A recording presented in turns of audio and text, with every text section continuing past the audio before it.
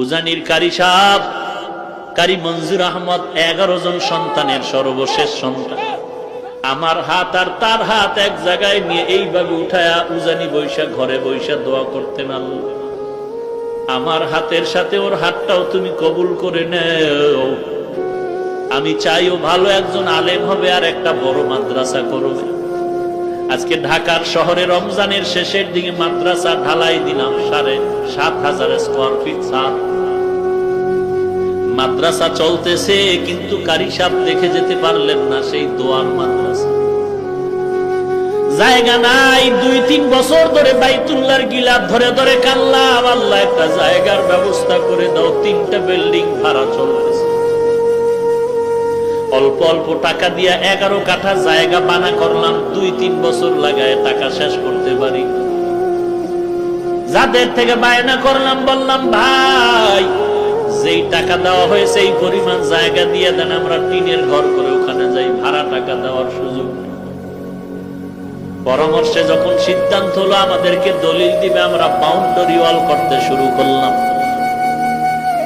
6 কাঠা জায়গা পাইলাম আর 6.5-7 কাঠা জায়গা পাইলাম না একই প্লটে। যখন বাউন্ডারি করতেছি, জানি না আল্লাহর কুদরত, আল্লাহর কুদরত। একটা যুবক ছেলে আইসা আসরের নামাজের সময় নামাজ পড়ে, আমি মাদ্রাসার বাউন্ডারির পাশে বসে আছি। মোলাকাত করলাম, আর এক বন্ধু নিয়ে আসলো, বলে হুজুর এই যুবক আপনার পাগল।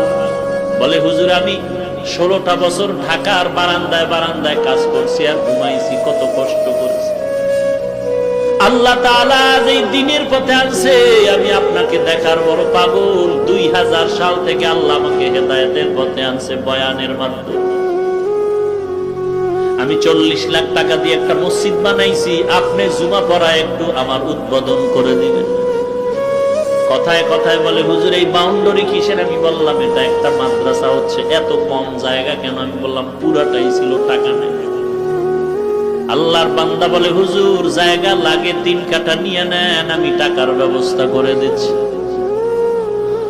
আল্লাহর কাছে তখন শুকর আদায় করলাম, রে মালিক বাইতুল্লাহর দোয়া তুমি খালি ফিরাইয়া দাও না। হয় এই যুবকের আমি জীবনে দেখি নাই, যুবক আমারে দেখে নাই, কোথা থেকে তুমি কুদরতি ভাবে নিয়ে আসছো। এই রমাজানে ছাদ ঢালাই দিব, টাকা নাই, কত কিছু দরকার। 700-800 বস্তা সিমেন্ট লাগবে, রড লাগবে, ইট লাগবে, 42,000। কি করবো? আমি একটা ইফতারের অনুষ্ঠান করে সবাইকে বললাম মাদ্রাসার এই হালাত দোয়া করো। এক বন্ধু বলে হুজুর সিমেন্ট যা লাগবে আমি একা পাঠায় দিচ্ছি ট্রাকে, আগামীকাল